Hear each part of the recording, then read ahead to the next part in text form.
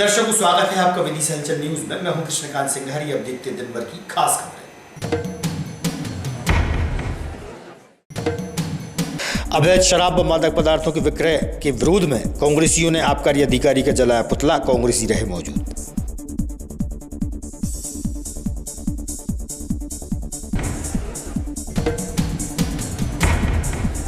DJ संचालकों की आवश्यक बैठक रखी गई। सिटी कोतवाली में डीजे संचालकों को दिए आवश्यक दिशा निर्देश, प्रशासनिक वरिष्ठ अधिकारी रहे मौजूद।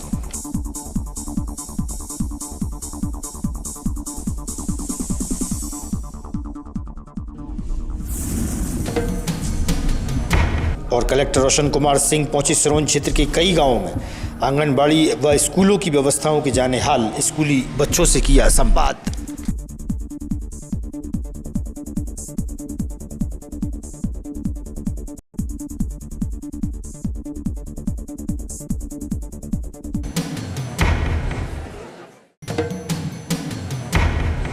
अब खबर विस्तार से। विदिशा जिले के अंतर्गत अवैध शराब और मादक पदार्थों के विक्रय के विरोध में कांग्रेस पार्टी द्वारा आबकारी अधिकारी का पुतला जलाया गया। इस मौके पर कांग्रेस पार्टी के जिलाध्यक्ष मोहित रघुवंशी, अरुण अवस्थी सहित कांग्रेसी नेता व कार्यकर्ता मौजूद रहे।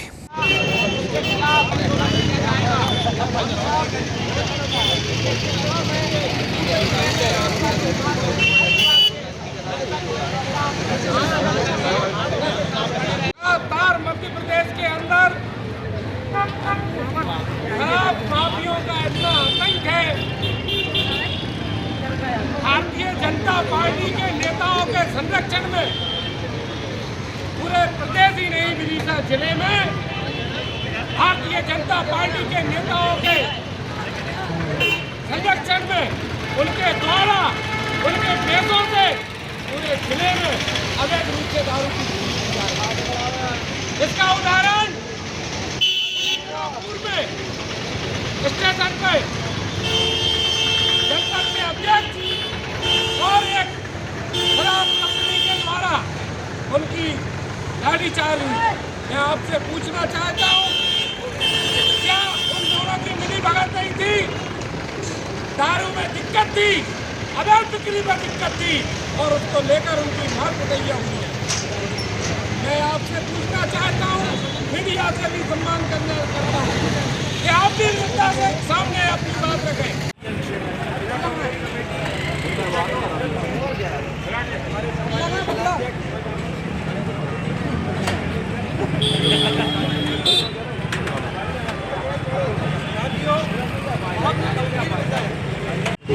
कौन सा आएगा? दोनों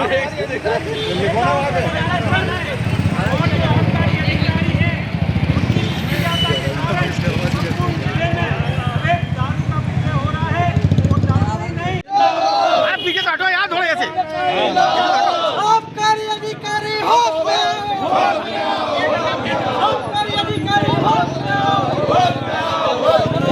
प्रशासन होश में आओ, जिला प्रशासन होश में आओ। उमंग भैया जिंदाबाद, जिंदाबाद, जिंदाबाद। सिद्धू भैया जिंदाबाद, जिंदाबाद, जिंदाबाद। राहुल गांधी जिंदाबाद, जिंदाबाद, जिंदाबाद। शराब बिक्री पर बंद हो, अरे शराब बिक्री बंद हो, मादक पदार्थों की बिक्री बंद हो, आबकारी अधिकारी होश में आओ, उत्तर प्रदेश सरकार होश में आओ। भाजपा सरकार की कथनी और करनी में यही अंतर है। वो दिखाते हैं, जैसे कहते हैं ना, मुंह में राम बगल में छुरी।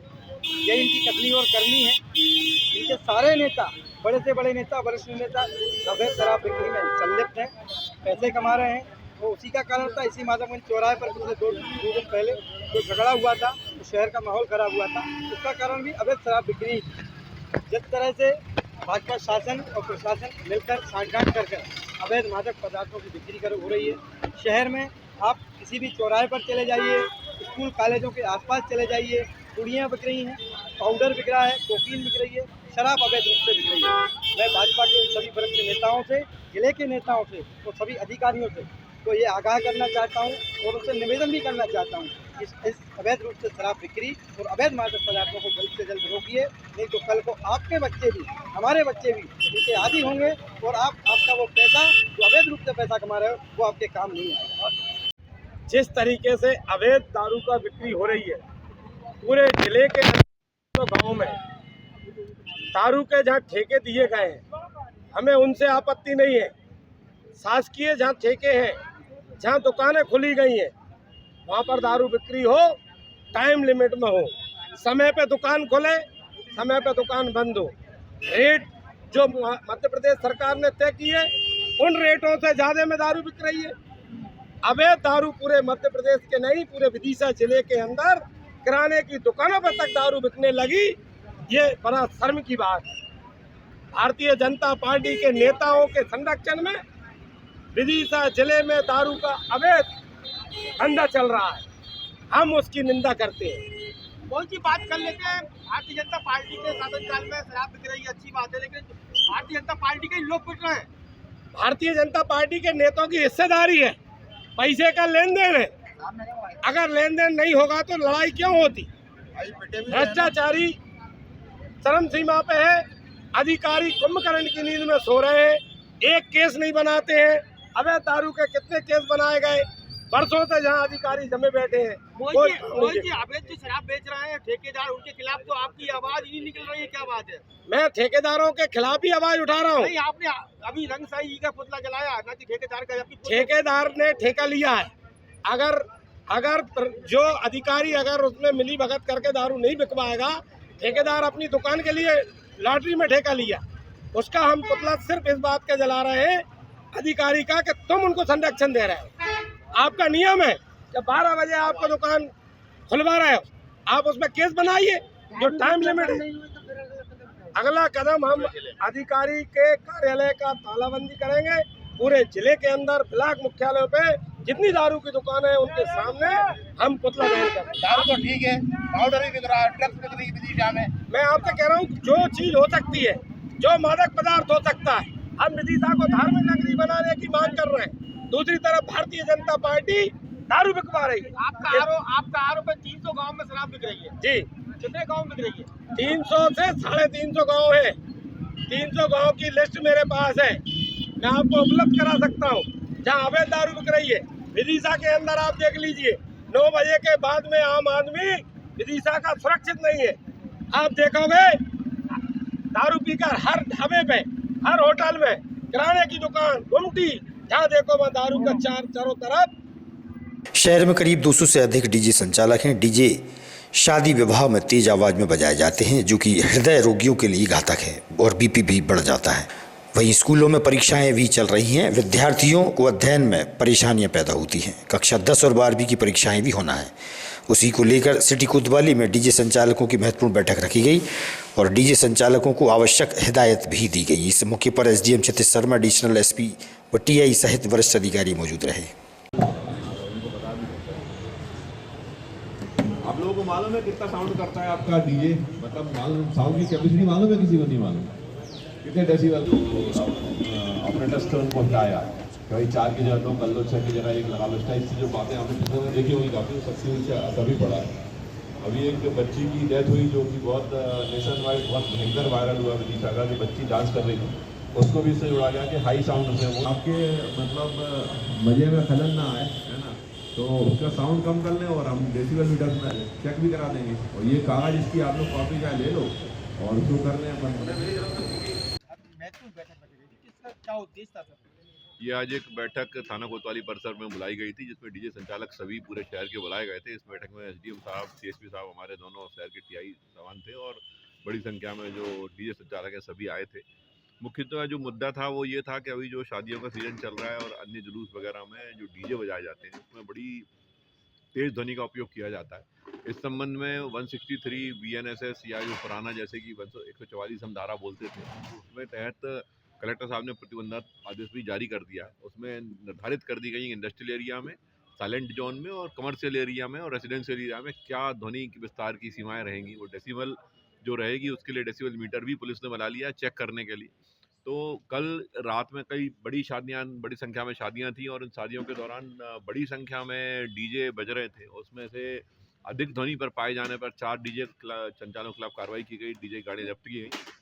उनको मीटिंग लेके बताया गया है कि ऐसी स्थिति नौबत ना आए, इसके लिए पहले से ही वो सुनिश्चित रहें। उन सबको हम लोगों ने 140, 163, 144 जिसको हम बोलते हैं, उसकी धारा का जो आदेश है वो भी दे दिया है सभी को बता दिया है कि आज से डेसिबल मीटर से जो चेक की जाएगी ध्वनि, और उसमें फिर सख्त कार्रवाइयाँ की जाएंगी। वो अवेयर रहें और किसी प्रकार से भी ध्वनि विस्तारकों का मिसयूज ना हो। 10 बजे के बाद कोई भी ध्वनि विस्तारक का उपयोग रोड पर नहीं किया जाए।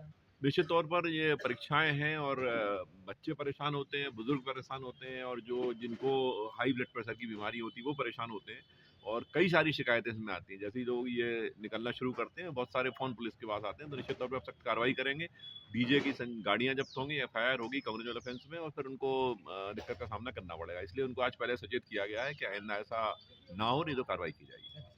वार्ड क्रमांक 7 के पार्षद प्रतिनिधि शुक्रवार की शाम को अपनी लाइसेंसी बंदूक लेकर नगर पालिका पहुंचे, जहां उन्होंने बताया कि नगर पालिका CMO को पत्र देना चाहा कि उन्हें नगर पालिका कार्यालय में बंदूक लाने की अनुमति दी जाए। उन्होंने बताया कि उनके वार्ड में स्थित शराब दुकान का उन्होंने विरोध किया था, उन्हें खतरा है। जिस तरह माधवगंज पर मारपीट का मामला प्रकाश में आया था, वहीं काकपुर में महंगी शराब का सवाल करने पर आम आदमी को पीटा था, इसलिए सुरक्षा की दृष्टि से बंदूक रखने की मांग की है और कलेक्टर को भी पत्र देने की बात कही। मैं आपका, और अभी नगर पालिका में आप बंदूक लेकर आए हैं, क्या मामला? भाई साहब, मेरा नाम अखिलेश राजपूत है। मैं वार्ड नंबर 7 से पार्षद प्रतिनिधि हूँ, और आज मैं बंदूक लेकर इसलिए आया था कि माननीय CMO साहब को सूचना देना थी। विदिशा में जिस तरह का माहौल है, अभी हाल ही में आपने देखा ग्यारसपुर जनपद अध्यक्ष के ऊपर जानलेवा हमला हुआ शराब कंपनी के गुंडों द्वारा, और मेरे वार्ड में भी मंडी रोड पर शराब की दुकान है। मैं कई बार उनके खिलाफ धरना प्रदर्शन आंदोलन कर चुका हूं, और नगर पालिका सरकारी कार्यालय है और मैं पार्षद पति हूँ, तो जनता के शासन की योजनाओं से अंतर्गत जो भी काम होते हैं उसके लिए मेरा डेली सरकारी कार्यालयों में आना जाना होता है। उसी क्रम में आज मैं सूचना देने आया था माननीय CMO साहब को, माननीय जिला कलेक्टर महोदय को और माननीय सिटी कोतवाली TI साहब को। मैं आवेदन भी मैंने टाइप करा है, आवेदन दूंगा कि शस्त्र लाइसेंस मेरा अपना खुद का है, मेरे नाम से है, मुझे इसको परमानेंटली टांगने की परमिशन दी जाए। कहीं ना कहीं भय का माहौल है हमारे अंदर, और मेरी उनसे वैसे भी कई बार मैं उनके विरोध में काम कर चुका हूँ, आंदोलन भी कर चुका हूँ, ज्ञापन भी दे चुका हूँ, तो कहीं ना कहीं मुझे डर है। इसलिए मैं बंदूक की परमिशन लेके सरकारी कार्यालयों में आने जाने की परमिशन चाहता हूँ शासन से। बिल्कुल भाई साहब, इस समय शराब दुकान के कारोबारियों द्वारा, चाहे वो जनप्रतिनिधि हो चाहे आम आदमी हो, महंगे रेट पर शराब का विक्रय किया जा रहा है। अगर उनसे जाके कोई जो प्रिंट रेट है उस रेट की बात करता है तो वो निश्चिंत डायरेक्ट मारपीट पर उतारू हो जाते हैं। कल काकपुर में भी बेहद दुखद घटना हुई, बघेल समाज के एक व्यक्ति को लाठी डंडों से मारा है। हमारी जनप्रतिनिधि सरकार हमारी है, सत्ता हमारी है, उसके बावजूद भी हमारे ग्यारसपुर जनपद अध्यक्ष पति को इतनी बेरहमी से पीटा कि मेरे ख्याल से उनके 7, 8, 10 टाँके भी आए। तो मैं तो मुख्यमंत्री जी और कलेक्टर महोदय से निवेदन करूंगा कि ऐसे गुंडों के खिलाफ सख्त से सख्त कार्रवाई की जाए और इस शराब दुकान के ठेकेदार का ठेका निरस्त किया जाए। कलेक्टर रोशन कुमार सिंह सिरोंज तहसील के कई गांवों में पहुंचे, जहां शासकीय योजनाओं व कार्यक्रमों के अलावा निर्माणाधीन कार्यों का जायजा लिया। उनमें से ग्राम धेरीपुरा में आंगनबाड़ी केंद्र का, ग्राम मुडरा बागल में निर्माण कार्यों का, ग्राम यूसुफपुर में शासकीय शाला व पौधारोपण कार्यक्रम सहित अन्य स्थानों पर गए। कलेक्टर ने स्थानीय नागरिकों से संवाद कर क्षेत्र के हालचाल जाने, वहीं स्कूल और आंगनबाड़ी के संचालन की व्यवस्थाएं भी देखी और स्कूली छोटे बच्चों से संवाद भी किया।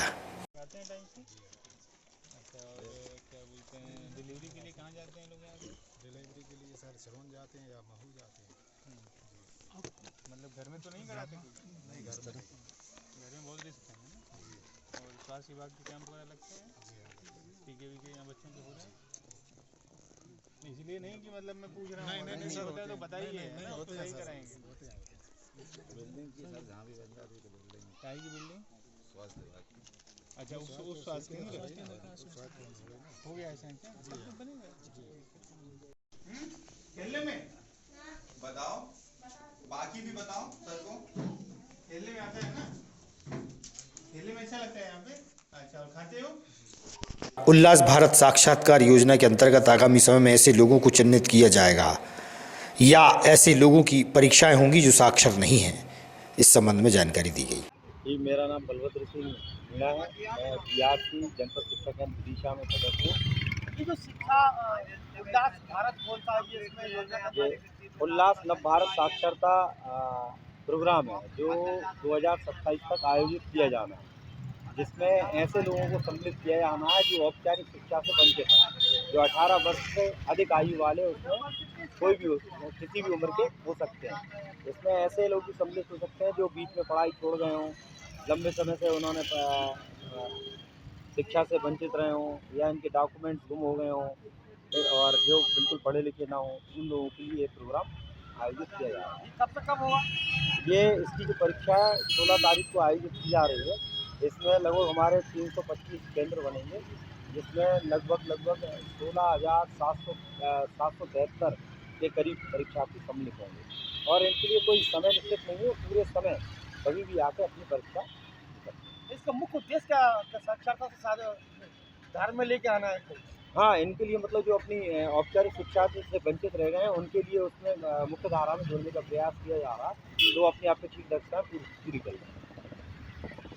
जिला स्वास्थ्य विभाग में पदस्थ कर्मचारियों ने अपनी समस्याओं को लेकर सीएमएचओ मुख्य चिकित्सा एवं स्वास्थ्य अधिकारी को ज्ञापन सौंपा, अपनी समस्याएं सुनाई और अवकाश पर जाने की बात भी कही।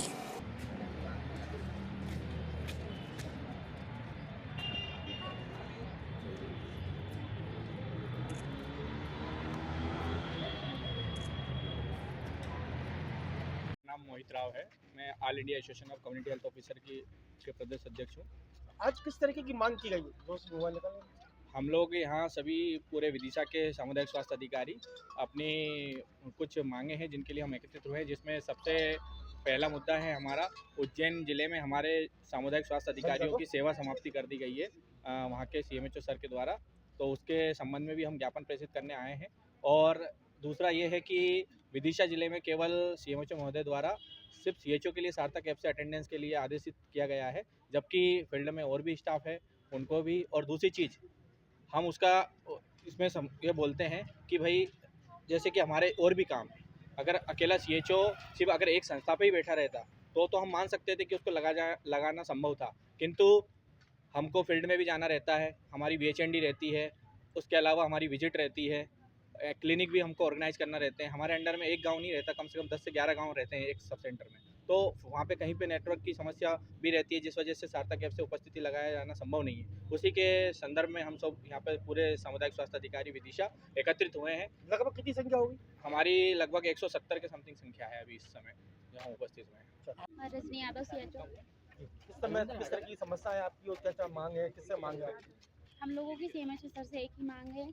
एक तो हमारे जो मतलब इग्नोर के जो सीएचओ को निलंबित किया गया है उसके संबंध में भी हम ज्ञापन देने आए हैं, और दूसरा हमारा ये है जो सार्थक अटेंडेंस सिर्फ सीएचओ के लिए उन्होंने लेटर निकाला है उसके लिए देने आए हैं। मतलब सेंटर पे 4 अन्य अधिकारी भी हैं, जैसे कि सुपरवाइज़र, एएनएम और एमपीडब्ल्यू और आशा, है ना। सभी के लिए रूल्स बराबर होना चाहिए। वहाँ पर हम लोग फील्ड वर्कर भी मतलब फील्ड पे भी वर्क करते हैं, तो वहाँ पे नेटवर्क इशू रहता है, कहीं कहीं नेटवर्क ही नहीं रहता है, तो वो पॉसिबिलिटी ही नहीं है मतलब सार्थक आज अटेंडेंस का। आप लोग अवकाश पर हैं, तो ऐसे में किस तरीके की दिक्कत खड़ी होगी स्वास्थ्य केंद्रों पर? पेमेंट करने का लेटर निकल सकते हैं हम लोगों के लिए, कारण बताओ नहीं, नोटिस। जैसे आप छुट्टी पे अवकाश पे हाँ। हैं, तो ऐसे में किन लोगों को नुकसान होगा? स्वास्थ्य विभाग जो भी हमारे मतलब पेशेंट हैं उन लोगों के लिए बिल्कुल प्रभावित होते हैं, क्योंकि डेली 15 से 20 मतलब ओपीडी तो आते ही हैं। और एनसी क्लिनिक हम लोग ऑर्गेनाइज करते हैं, उसमें हर एक जो गर्भवती महिलाएं रहती हैं, बच्चे रहते हैं न्यूबॉर्न, उनको भी हम लोग विजिट करते हैं। आपको किस प्रकार का डर है?